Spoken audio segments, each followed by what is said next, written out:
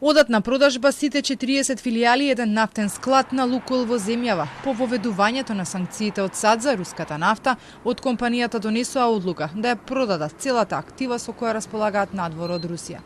Понуда за купување добиле од глобалниот трговец за енергенси Gunvor Group. Ова го потврдија и од Лукойл. Компанијата е основана од шведски бизнисмен и руски милиардер, но наводно тој го продал свој дел. Лукойл ја прифаќа понудата, согласувајќи се да не преговара со други потенцијални купувачи. Продажбата на Лукойл се должи на рестриктивните мерки на некои држави, воведени против компанијата и нејзините подружници.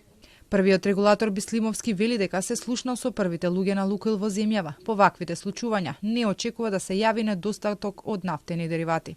Сигурноста во снабдувањето со нафтени деривати е обезбедена и во многу потешки услови пред неколку години, кога во најголем мек беше енергетската криза, немаше никакво загрозување на редовното снабдување со нафтени деривати во државата.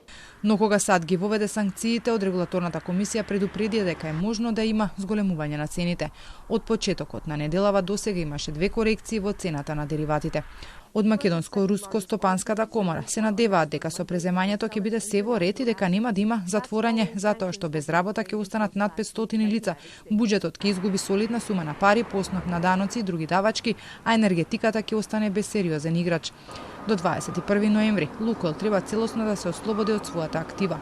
Според податоците од комората, компанијата располага со бензински пумпи на Балканот, но и во САД има 34 фирми ќерки. Во Бугарија и во Холандија во сопственичката структура учествува и државата, а откако се објавила информацијата за продажба на Лукойл, акциите на компанијата паднале за околу 7%.